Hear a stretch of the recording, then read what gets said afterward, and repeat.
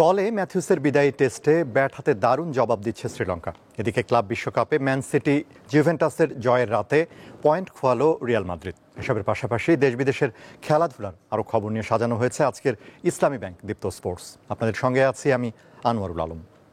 মিরপুরে বিকেলে বসছে বিসিবির বোর্ড সভা। নতুন সভাপতি আমিনুল ইসলাম এর নেতৃত্বে দ্বিতীয় বোর্ড সভা এটি।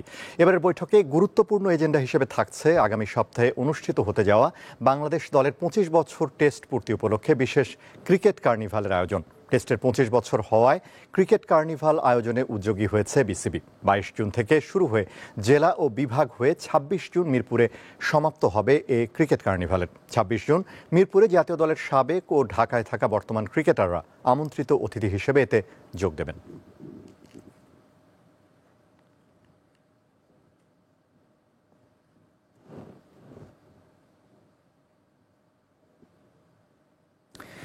দুই মৌসুম পর ক্যারিবিয়ান প্রিমিয়ার লিগে আবারও সুযোগ পেয়েছেন tiger allrounder Shakib Al Hasan. Caribbean premier লিগে ২০১৩ সাল থেকে খেলে আসছেন সাকিব আল হাসান। এখন পর্যন্ত ৩ দলের হয়ে ৫ মৌসুমে খেলেছেন তিনি। তবে ২০২২ আসরের পর এবারই প্রথম টাইগার অলরাউন্ডারকে দেখা যাবে সিপিএলে। এই মৌসুমে ড্রাফট থেকে সাকিবকে দলে নিয়েছে অ্যান্টিগা অ্যান্ড বারবুডা ফ্যালকনস। ৩৮ বছর বয়সী সাকিবের সিপিএলে দুবার চ্যাম্পিয়ন হওয়ার অভিজ্ঞতা আছে। টুর্নামেন্টের ১৩তম আসর শুরু আগামী ১৪ আগস্ট। উদ্বোধনী ম্যাচে সাকিবের অ্যান্টিগা অ্যান্ড বারবুডা ফ্যালকনসের প্রতিপক্ষ Saint Kitts and Nevis Patriots.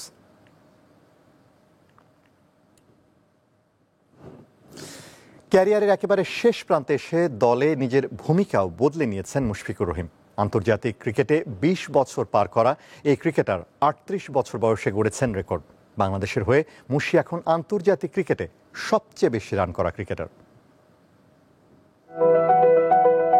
One day ও টি-20 থেকে বিদায় নিলেও সযত্নে আঁকড়ে রেখেছেন টেস্ট ক্রিকেটকে। ক্যারিয়ারের একেবারে শেষ দিকে এসে ৯৭টি টেস্ট খেলা এই ব্যাটারের চোখ এখন শততম টেস্ট ক্রিকেটের দিকেই। শেষের আগেও আন্তর্জাতিক অঙ্গনে গড়েছেন এক ব্যতিক্রমী রেকর্ড। তিনি এখন এমন একজন ক্রিকেটার যিনি আন্তর্জাতিক ক্রিকেটে একটিও বল না করেই করেছেন সবচেয়ে বেশি রান।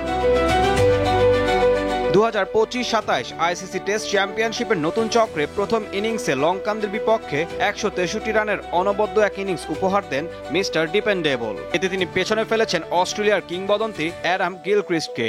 অস্ট্রেলিয়ার এই উইকেট কিপার ব্যাটারের আগের রেকর্ড ছিল ১৫,৪৬১ রান, আর গলে ব্যাট করতে নেমে মুশফিকের রান হয়েছে ১৫,৪৭৬, তাও ৪৭৩ ম্যাচে। তবে গত বছরের আগস্টে রাওয়ালপিন্ডিতে পাকিস্তানের বিপক্ষে ১৯১ রানের ইনিংসটি খেলার পর থেকে শ্রীলঙ্কা সিরিজের আগ পর্যন্ত মুশফিকের পারফরমেন্সে ছিল না প্রাণ। টেস্টের টানা ১৩ ইনিংসে কোনো ৫০ নেই। সর্বোচ্চ ইনিংস ৪০ রানের, ২ অঙ্কে পৌঁছাতে পারেনি ৬ ইনিংসে। ২ দশকের ক্যারিয়ারে ২০১৩ সালে শ্রীলঙ্কার গলেই প্রথম বাংলাদেশি হিসেবে ডাবল সেঞ্চুরির দেখা পেয়েছিলেন। জিম্বাবুয়ের বিপক্ষে মিরপুরে আরও ২টি ডাবল সেঞ্চুরি করেন তিনি। বাংলাদেশের হয়ে এমন কীর্তি আর কারোরই নেই।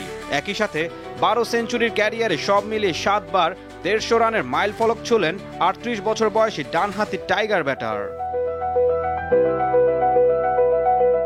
এদিকে দীর্ঘ ১৮ মাস পর টেস্ট ক্রিকেটে আলো ছড়ালো অধিনায়ক নাজমুল হোসেন শান্ত। শ্রীলঙ্কার বিপক্ষে গলে প্রথম ইনিংসে চতুর্থ উইকেটে মুশফিকুর রহিমের সঙ্গে গড়েন ২৬৪ রানের ইনিংস। ক্যারিয়ারের ষষ্ঠ টেস্ট সেঞ্চুরির সময় তিনি করেন ১৪৮ রান। একই সাথে বাংলাদেশের দশম ব্যাটসম্যান হিসেবে টেস্টে ২০০০ রানের মাইল ফলক ছুঁয়েছেন শান্ত। ঈশান হাসান, দীপ্ত স্পোর্টস। ৫ ম্যাচ টেস্ট সিরিজের প্রথমটিতে শুক্রবার লিডসে মুখোমুখি হবে ইংল্যান্ড ও ভারত। ম্যাচ শুরু বাংলাদেশ সময় বিকেল ৪টায়। এ ম্যাচ দিয়ে ২০২৫-২৭ টেস্ট চ্যাম্পিয়নশিপের নতুন চক্রে যাত্রা শুরু করবে দুদল। ভারত দলের নতুন অধিনায়ক হিসেবে অভিষেক হবে শুভমান গিলের। এছাড়া দলে ফিরেছেন পেসার হর্ষিত রানা। গত বছর ইংল্যান্ডের বিপক্ষে ঘরের মাঠে ৫ ম্যাচের টেস্ট সিরিজ ৪-১ ব্যবধানে জিতেছিল ভারত। এবার ইংলিশদের মাটিতে বড় পরীক্ষায় কতটা সাফল্য ধরে রাখতে পারে সফরকারীরা, সেটি দেখার বিষয়। অন্যদিকে বেন স্টোকসের নেতৃত্বে ইংলিশরা চ্যালেঞ্জ জানাতে প্রস্তুত গিলের দলকে। এদিকে ক্লাব বিশ্বকাপে নিজেদের দ্বিতীয় ম্যাচে রাতে পোর্তোর বিপক্ষে মাঠে নামবে লিওনেল মেসির ইন্টার মিয়ামি। বাংলাদেশ সময় রাত ১টায় মাঠে গড়াবে ম্যাচটি। উদ্বোধনী ম্যাচে মিশরীয় ক্লাব আল আহলির সঙ্গে গোলশূন্য ড্র করে মাঠ ছাড়ে ইন্টার মিয়ামি। বিশ্বকাপের আসরে টিকে থাকতে হলে এই ম্যাচে জয়ের বিকল্প নেই তাদের। এদিকে শুক্রবার ভোর ৪টায় অ্যাটলেটিকো মাদ্রিদের মুখোমুখি হবে সিয়াটল।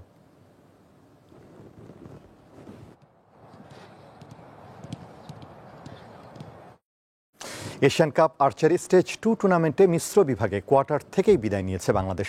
সিঙ্গাপুরে অনুষ্ঠিত টুর্নামেন্টে কম্পাউন্ড মিশ্র বিভাগে বাংলাদেশের হয়ে খেলেছেন হিমু বাছাড় ও পুষ্পিতা জামান। হংকংয়ের আর্চারদের 149-146 পয়েন্টে হারিয়ে কোয়ার্টারে উঠলেও ইন্দোনেশিয়ার কাছে হেরে বিদায় নেয় বাংলাদেশ দল। ব্যক্তিগত ইভেন্টে 2টি পদকের লড়াই শুক্রবার নিষ্পত্তি হবে। রিকার্ভ ইভেন্টে স্বর্ণের জন্য লড়বেন আব্দুল আলিফ আর কম্পাউন্ডে ব্রোঞ্জের লড়াই হিমু বাছাড়ের।